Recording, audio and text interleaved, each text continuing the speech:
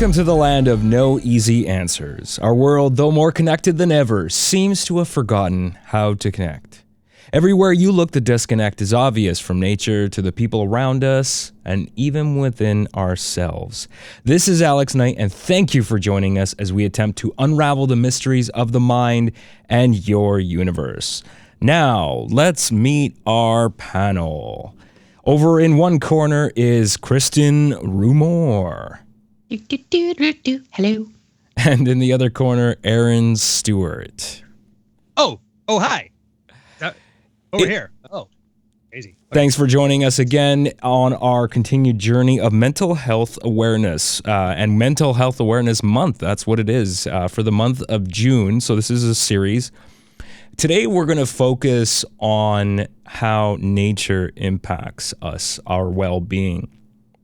Well, specifically the lack of nature. Well, the lack of nature in our lives, isn't it? Right? Yeah. A lot of us work in offices. We work in indoor spaces, and if you work in the big city, it can be a bit of it's a bit of an effort. It can be a bit of a trek depending on where you are.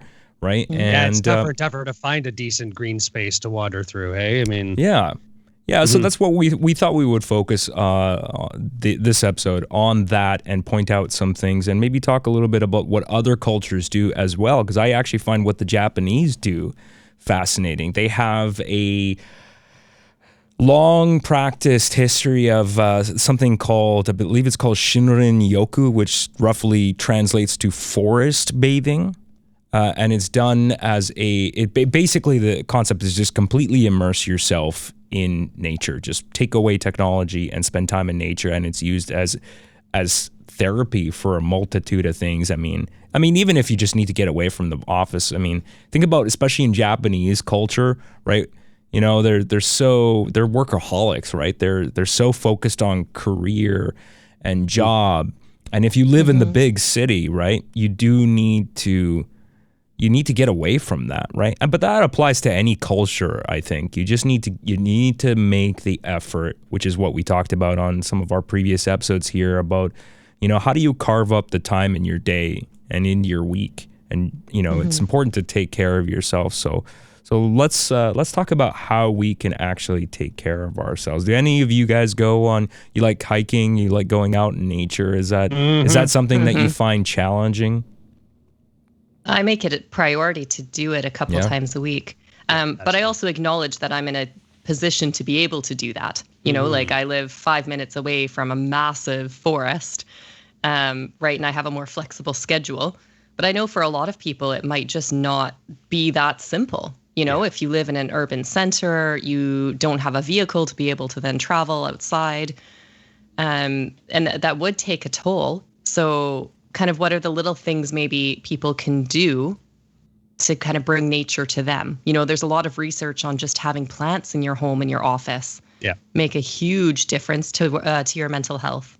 Mm-hmm.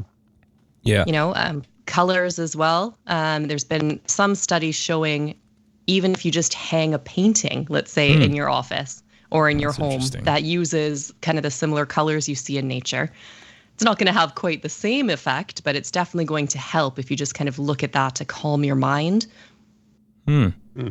Yeah, I found this quite shocking, but not entirely surprising.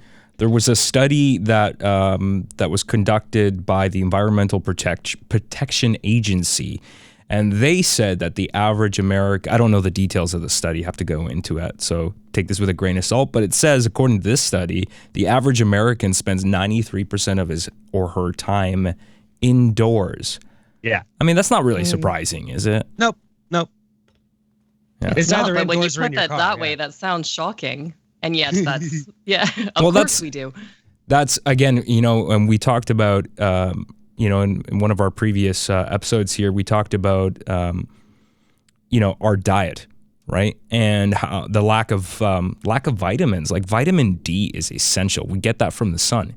But now that we've moved indoors, there's a severe lack of that. So if 93% of us, if that number's even remotely accurate, 93% of us are spending our times indoors, is there any wonder that we're having health problems?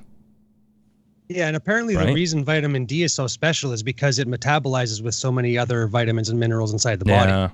So the lack of vitamin D actually slows down all sorts of processes inside your body that rely on that in order to complete. Right? If they're missing other components, they can often use vitamin D to fill that gap. Okay. Yeah. But without that component in there, it's really hard for your body and it creates a tax on your body that then translates into lack of energy, all sorts of different, in your immune system factors too. And yeah, exactly. I've never been a person that gets sick that often, but ever since I started taking vitamin D on a regular basis, high doses, I mean, I can't even remember the last time I actually got sick. I mean, it was years ago. This is pre-pandemic. Like I could easily go 3 years without getting a cold, right? So I think it's super important to pay attention to that. So yeah, going outside and getting some, as your parents would always say to you as a kid, you got to go outside and get some fresh air, right? And as a kid, you're sometimes you're like, I just want to play video games. What's so good about there's air in here? Is it any fresher outside? Really? I don't know how that works. Well, just think evolutionarily, we weren't used to this. We were outside. We are, yeah. We are. And so this idea that we now spend 93% of our time indoors is completely different than what we were doing even 1,000 years ago, 100 years ago. Mm-hmm. Yeah. So our bodies are not adapted to this. They like being outside. That's what they evolved under. That's the conditions that we were built under, basically. And again, we're creating this imaginary space that we can, feel safe in. But it kind of, again, leads us down this problem of, without realizing that you need that other part of this, that we came from, you're going to assume that this must be the way things are supposed to be. Mm-hmm.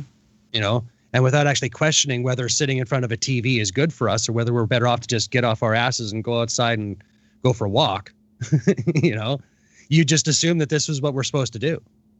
Mm-hmm.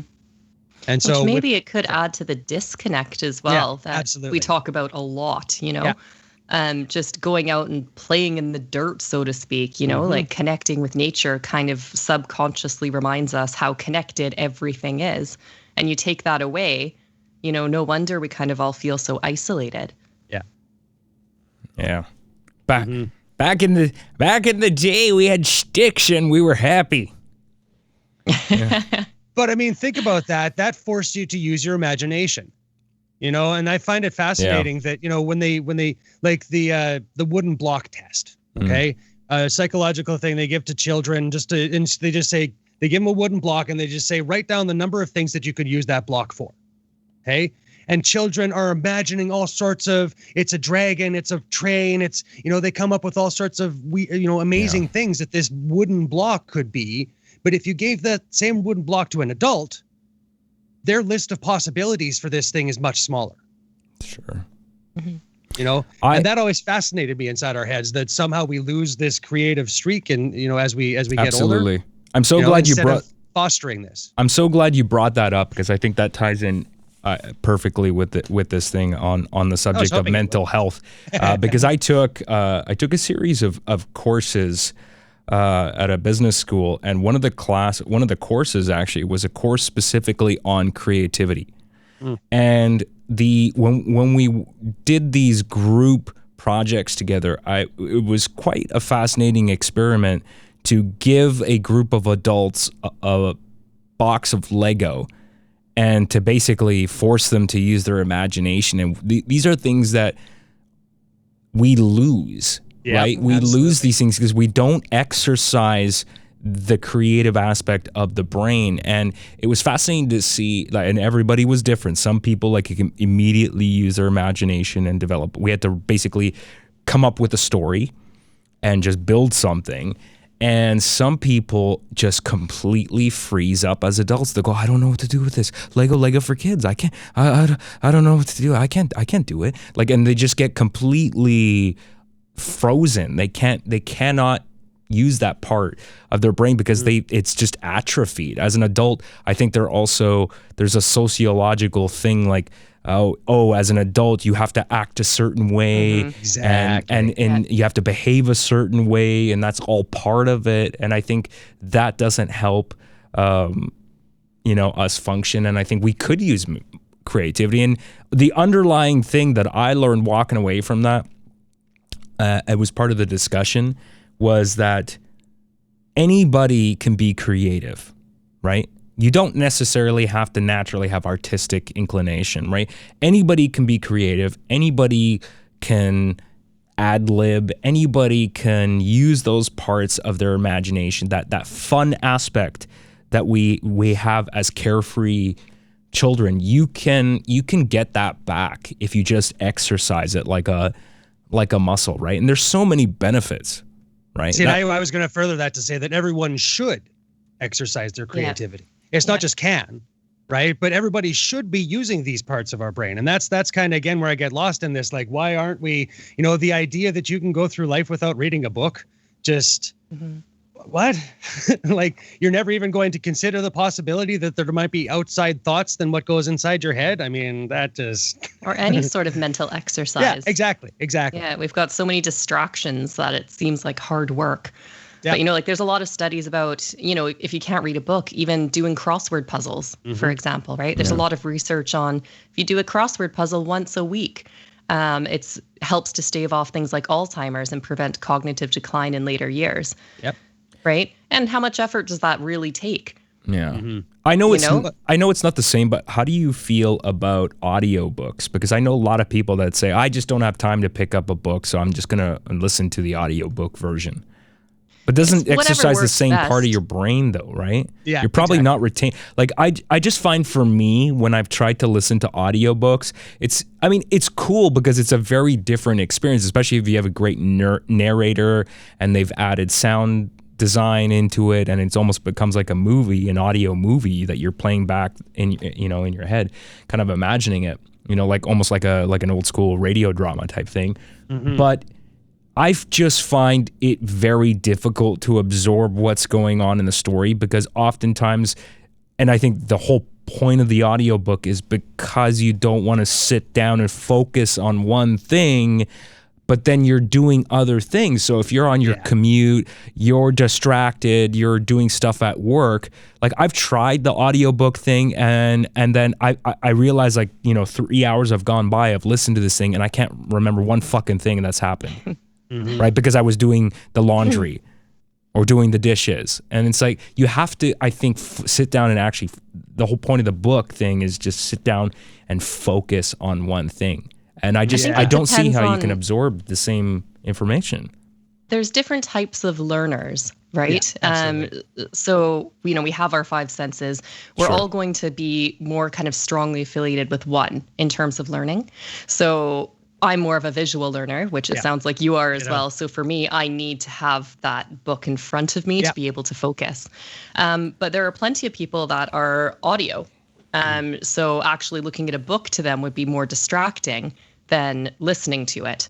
So that's their primary sense that can integrate information is audio, right? There's people that are more tactile. They need to actually do things with their hands. A lot of tradespeople, this is how they learn, is they need to dismantle things and put them back together.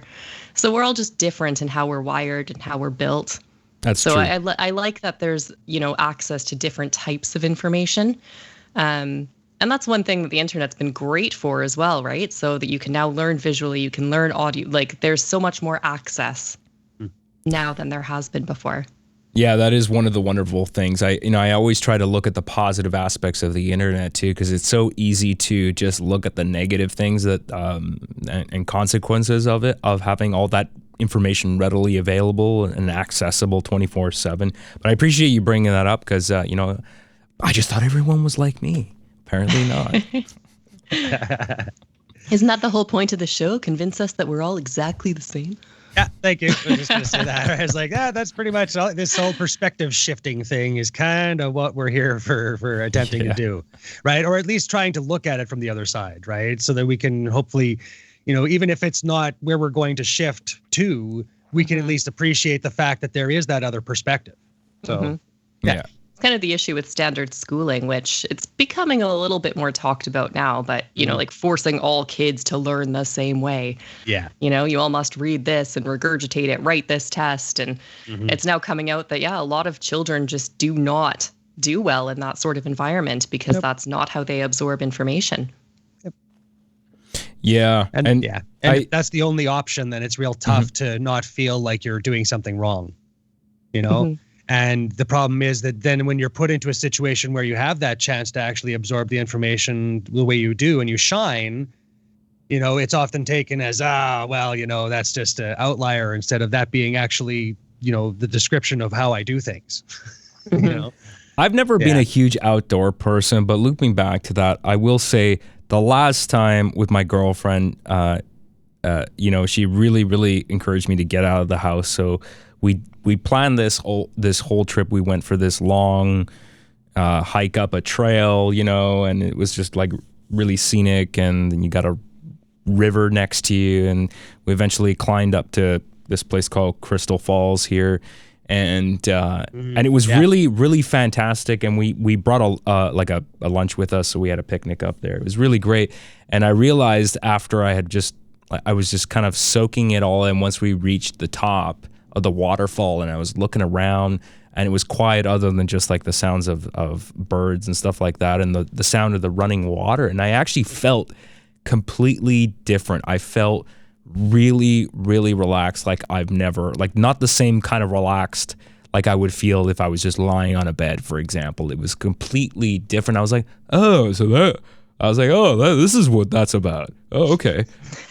Lying on a bed of leaves. I should do this more than once every 20 years. And we forget. Right. You know, you forget that's our normal state.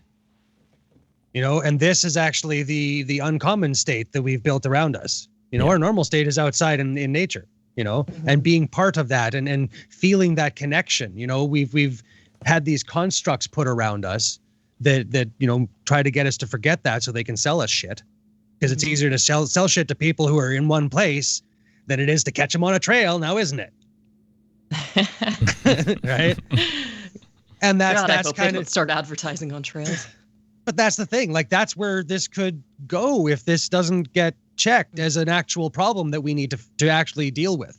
The fact of the matter is that, you know, we live in BC, British Columbia, which has, you know, beautiful forests and rivers, but those are disappearing at an alarming rate. And that's the problem that we have to address. You know, like I come from Saskatchewan, where there isn't this kind of forest habitat to wander through. And you're generally having to deal with, you know, insects and all sorts of impediments to wanting to go outside a lot of cases, right? Like, you know, so when I moved out here, I was like, oh, I get to go outside and do stuff. Cool.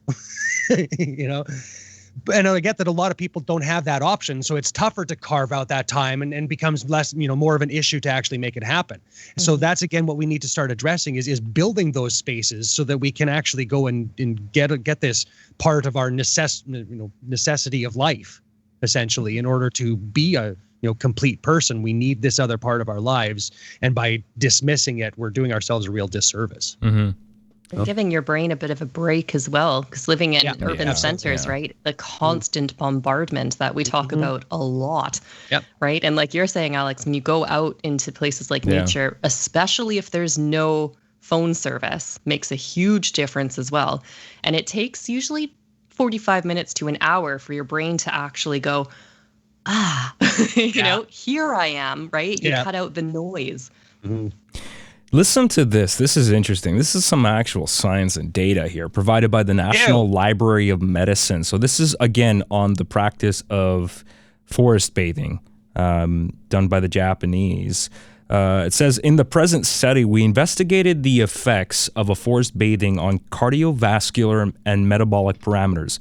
19 middle-aged male subjects were selected after they provided informed consent. These subjects took day trips to a forest park in Agamatsu, Nagano Prefecture, and to an urban area of Nagano Prefecture. I'm sorry if I'm butchering the pronunciation. On both trips, they walked for 2.6 kilometers for 80 minutes each in the morning and afternoon on Saturdays. Blood and urine were sampled before and after each trip. Cardiovascular and metabolic parameters were measured. Blood pressure and pulse rate were measured during the trips. The Japanese version of the Profile of Mood States test was conducted before, during, and after the trips. Ambient temperature and humidity were monitored during the trips. The forest bathing program significantly reduced pulse rate and significantly increased the score for vigor and decreased the scores for depression, fatigue, and anxiety and confusion. Urinary adrenaline after forest bathing showed a tendency toward decrease. Urinary dopamine after forest bathing was significantly lower than that after urban area walking, suggesting the relaxing effect of the forest bathing. Very interesting. Mm-hmm. And so I was just, contemplating, the effects of anxiety on the brain, and just how far reaching the, consequences of having that underlying hum in the back of your head all the time, Yeah. And again, we assume like our body gets used to these little buzzes and stuffs inside. It gets used to that. And it just goes, that must be our normal state. And it adjusts its, but the problem is that never really goes away. And so there's a subconscious cognitive load applied. Every time we have one of these, anxiety, you add this load to our brains at all times, which makes it harder to focus, which plays out in all sorts of different ways and social contexts, and how we interact with each other, and without understanding that it's this, thing, it's like you're constantly being poked, right? Like, again, anxiety, I assume would activate the same part of your brain that pain and emotional, physical pain interact with, right? So again, you have that thing sitting right here all the time, poking you, always just making you just somewhat uncomfortable, which would just, again, Mental Health Awareness Month is to try to bring out these things and just really, address them, hopefully, and understand that we all have these problems and that we all can help each other. Yeah, and just imagine, it makes me wonder though about in extreme cases with people that are suicidal, what this kind of effect would have on people of just like, if you're having suicidal thoughts, just go on a nature walk, right? Just try to find a place where you can do that. What effect would that have on you? Maybe that would clear your thoughts. You're away from technology, you're away from people, you're away from society. That tranquility of just being out in nature has got to have some kind of positive effect. In extreme cases too. Yeah, I was going to suggest maybe in a group setting. Yeah. More of a therapeutic thing than a go off into the forest to die kind of scenario. But yeah, okay. Well, yeah, you got to be careful with bears too. That's exactly right. Like there's all sorts of, and again, like with suicidal ideations, you have to be really, like, again, doing it as a group thing where you could take a therapist and actually like have a guided meditation or something, go out to somewhere and actually use it as a therapy, right? Like, as far as I can see, right? Yeah. Makes sense. But yeah. Yeah. We'll ask the expert, Kristin. What do you, Definitely more as like a preventative measure than anything else, if you just start implementing nature as part of your life, and then hopefully that would help prevent you from getting to a place like that. But yeah, I mean, I agree. It's probably not going to do much harm, but if you're at that level, then take somebody with you, please. And that's, again, like we're here to just hopefully shine a light on the fact that these structures in our brain are in all of our brains, or at least have the potential to be inside all of our brains. And so again, it's that level of compassion. Yeah. Just understanding that this is all of us. We all have this stuff inside our heads at all times. And, there was a quote of, people are going through struggles that you don't understand. Everybody has something going on. And just because they're reacting to you in a certain way doesn't mean that that's who they are. It could just be, today was the day that you got in the way of it.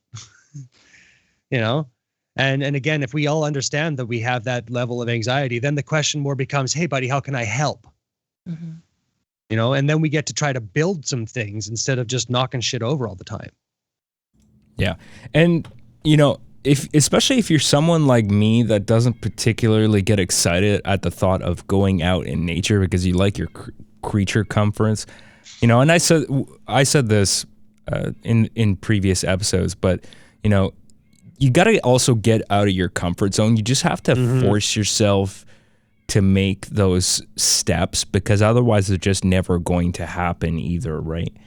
You just have to make the effort, and then you might actually be pleasantly surprised at the results of going out in nature and the therapeutic value of doing something like that. So, I'm not saying you have to do it every day, but you should try to, make an effort to go for a walk, go for a hike somewhere away. Don't even take your phone with you, or at least put it on silent mode or, you just highlighted the issue with the comfort zone, right? Right. Where the problem there is that if you get used to being in that comfort zone, why would you ever want to leave?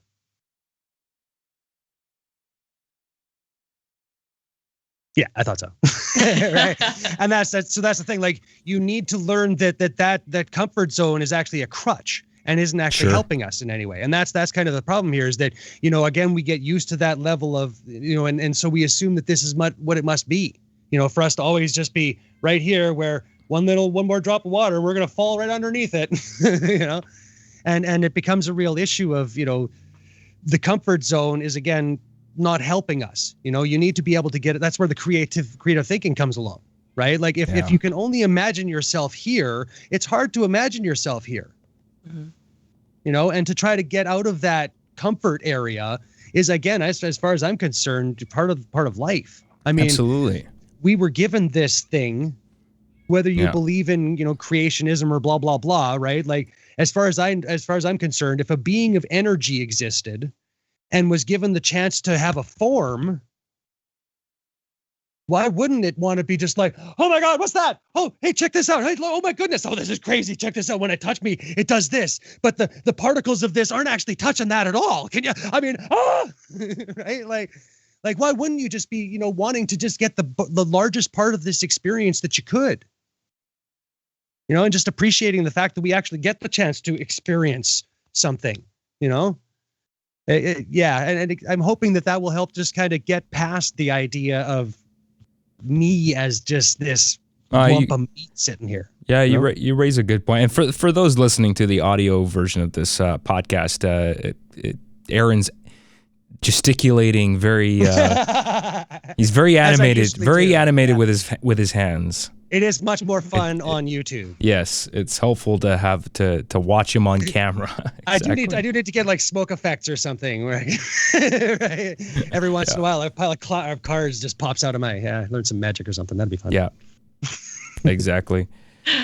Kristin, what do you like to do outdoors? I don't know, lots of things. Okay, well, go hiking, pick a few. Pick three. I just got a paddle board, so I like going paddleboarding. Oh, yeah. Nice. I do something called rage therapy in the woods. That sounds amazing. Is that where you take an axe and start cutting things? Yeah. I mean, or whatever you want, but there's such a healing power to the earth itself, right? Literally grounding energy, the ground, right? When you feel like you're so overwhelmed and there's no one to listen, like, guess what? The earth's got you, right? It's massive. It can absorb whatever it is you can put at it. So I'll go out there quite a bit. Like me and my cousin are kind of developed this together and go into the woods and you just, hit trees, dig through the earth, scream as loud as you want because you're in the woods. Hopefully no one thinks you're being murdered or attacked. But honestly, after, even 10 minutes of it, it's just a weight literally kind of falls off your shoulders. I bet it does. That's awesome. Right? Energy can be recycled. This is the beautiful thing of this universe that we live in. It's constantly moving, right? And we kind of put up a lot of blocks within ourselves to keep this energy stuck within us, right? Yeah. We feel like we deserve to feel this way. Or like you were touching on, Aaron, that this is all there is. Yep. This is my life. I guess I just need to accept it. When no, there's this huge resource here that you can just let that flow. Yeah, and also I will say, you should also explore. Sometimes you will be surprised if you actually make the effort to explore what's around you nature-wise. Because I was absolutely shocked when in the city that I live in here in Port Coquitlam, there are trails a hop, skip, and a step away. And I'm like, what is this? Like 5 minutes that way, and suddenly I'm completely away from civilization. Like I'm on a busy highway, and right by the river, there's a trail, and we walked for a few hours up to Crystal Falls, and I was like, there's nothing around. Like the city disappeared. What's going on? I didn't know this was here. Nobody told me. And that's kind of the point of this, is that you have to seek this out. You do. It's all about making the effort. This is a choice that we have to make. And that kind of is a lot of what we try to get across here, is that you have the power to make that choice.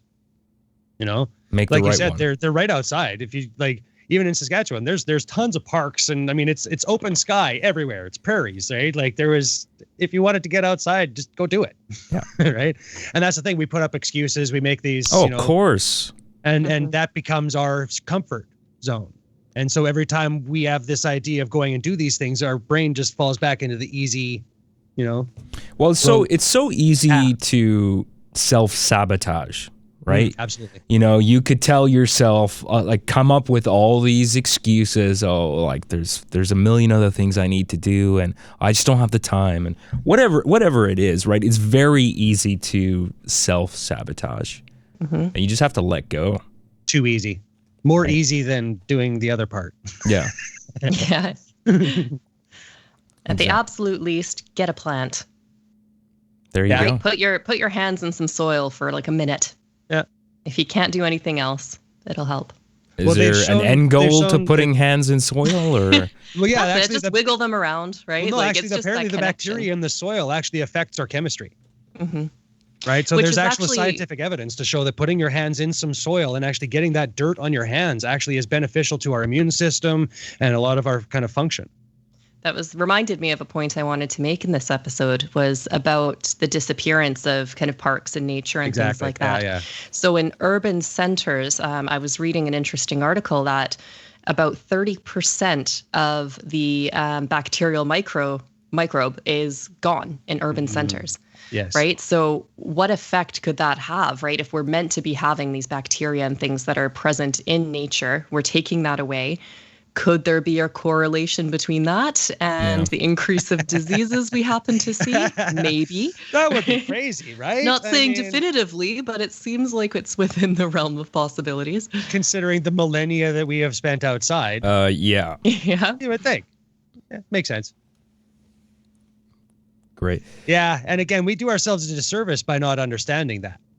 Mm-hmm. By just assuming that nature, we can just shove it aside. And I again, I unfortunately have to bring religion into this idea of dominionism. Unfortunately, sure. Well, the idea that we were given dominion on this planet, we can do whatever the fuck we want to it is prevalent. That's exactly like, I would ask you to point to a more ready example of what exactly is going on here. Right. The fact that nature keeps disappearing without even us questioning as to, wait, where'd it go? Just assumes that we assume dominion over this, and they can just do whatever we want, and there's no questions to be asked about whether that was good for us or not. Yeah. That's worth thinking about, for sure. Well, for our own mental health. I mean, obviously mental health is having an issue now, and pandemic has not been helping it. Right. So the studies have been showing that the people that have been going outside and getting into nature have been weathering this better. I didn't actually talk about this, but at the peak of the pandemic and, going into July, August of last year, I had a real tough time. I would say there was about a 3-month period where I had very difficult time sleeping. I was having horrifying apocalyptic nightmares because I thought like the world is ending. This is it. This thing is going to take us down. This is going to be the last that anybody hears of human civilization. I had horrifying nightmares every day for months. And it's really started to affect me. Like I would come into work and I would be following the news, and it was just more bad news, more people dying. Now we got to wear masks. There's no vaccine in sight. I just thought like, this is the end. This is it. This is fucking it. I'm going to die. Right. So you laugh at that, but it was a real dark time for a few months. And I got out of it. But for a while there, it was pretty bad, and I'm sure I wasn't the only one in that position. Oh, you definitely and weren't I was alone in that. No, hey, exactly. and I was it wasn't at you, it was with you. I was having these thoughts, and I was still gainfully employed. I mean, mind you, like, what are people thinking that lost their jobs, that lost their livelihoods? They don't know when they're going to go back to work. You know, in some part, depending on where you live, maybe you were forced to quarantine at home, and there was a stay-at-home order. You know, depending where you live. So it's kind of hard to see the end of, like, when are we getting out of this thing? And I do feel. I do have an optimistic outlook now, because I start to see how things are, like, case counts are going down, and now we have this vaccine rolling out, and now we have a higher percentage of people getting vaccinated all the time. So it does start to, it is starting to look like we're getting out of it. But yeah, last year was rough for me, and it was rough for a lot of people. Yeah. I'm just fascinated how creative our brains can be when, you know, picturing our own destruction. Yeah. Oh, right? man. And yeah. those same people who would consider themselves not creative probably have these incredibly creative destruction stories.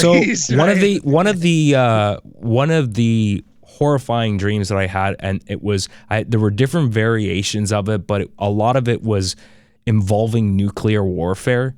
And so I had this recurring dream where I would wake up. I'm actually in the dream waking up, and I look out my window, and I just see nukes flying by my window. As if they launched them from outside your window. Hey? Yeah, well, I mean, dreams don't often make sense. Well, but, exactly. You know, that's exactly like, but just your brain constructed that as if it was like the silo opened up and, you know, the road in front of you opened up and a missile. Yeah. And the other one was volcano, like just a volcano. Another one where I would look out the window and there was a volcano in the distance and it was just exploding and there's lava shooting up, and I would just wake up in the middle of the night, like, you know, just really, really upset. Fascinating. Yeah. Love this stuff. It's just crazy. And this went on for fucking months of nightmares, just terrible. Yeah, brains are a bitch, man. I got out of it though. Got out of it. Yeah. Brains can be a real nightmare. Yeah. Turns out doing cocaine at 10:30 at night was. No, I'm just kidding. I'm kidding. I keep telling you not to do it. Like, 7, 8 o'clock. Sure, that gives you some time to. But 10. I mean, it's just. Yeah. No boozing no boozing and coke after 7 o'clock. I mean, I gotta cut myself. Yeah, it's these self-sabotaging, things that we do to ourselves. Yeah, talking about self-sabotage, right? Doing the coke at the wrong time. At the wrong time. I mean, that is obvious. There's a right time for that. I'm glad somebody got that point there. Yeah. It's like, yes. I was being too. Yeah, you must probably do it at 9 a.m. when you've had a good breakfast and roll right out of bed and hook up your day. Weren't you paying attention to that in health class? Yeah, exactly. Yeah. Oh, okay. Well, and on that ridiculous. So to end mental health in nature. Show. Yeah. Here we go. The moral of the story. The moral of the story is go out of nature. Yeah. The moral of the story is get outside, leave your phone at home, and don't drink alcohol and eat large meals late at night because that'll fuck you up. Well, fuck you up good. Take your phone with you, but take pictures of nature and share those. Right? Like, don't take pictures of you in nature. That everybody knows you're there. Take some pictures of the nature and just share the joy of just being in nature. You know. Again, try to remove us from this picture and just focus on what's important. Hey? Yeah. As far as I'm concerned. Maybe that's just me. Absolutely. Well, there's so many things that are more important than just the daily grind, right? So take care of removing yourself from that will help. This is all a public service announcement. That's what we're trying to do. Trying to make your lives better. I'm going to share my misery with you. All right. Well, thanks very much for watching on YouTube. Hit subscribe if that didn't absolutely put you into a miserable state. You can get more of these episodes where I will share my nightmares with you. And we can all talk about how fucked up my life is. Our newest segment, Alex's Nightmares. If you want to let us know what you would like to hear in a future episode, drop a comment and let us know. You can also follow the podcast on Apple Podcasts, Google Podcasts, TuneIn, and Stitcher, and Spotify if you prefer the audio version of that. But I do encourage you to watch the video because Aaron does get very animated with his hands and gesturing everywhere. Yeah, there he is. He's going crazy on camera. I'm crazy. Exactly. You can catch us up on social media as well, Twitter, Facebook, and Instagram at The Subvert Pod, and a soon to launch new website and blog as well where Aaron will be writing. It's thesubvertpodcast.com/blog. There will be a newsletter there where you can sign up and be notified of his very fascinating articles. He's been writing like an absolute madman. He's got a whole list of things in the queue there, so I can't wait to get through all of those. Should be fun. That's all the time we have for this week. Sorry, I was actually Aaron, you got something else to plug? Yeah, we also have a TikTok. If you'll remember, oh yeah, you just started that. So I was just thinking that would be the perfect place for Alex's nightmares. I should post my nightmares on TikTok. Right? Wouldn't that like the one minute clips of just your nightmare of last night? Like, I may do guys, that. I just need to, right? Like, yeah. So there's the debut on TikTok. Go check that out. Yeah. Right.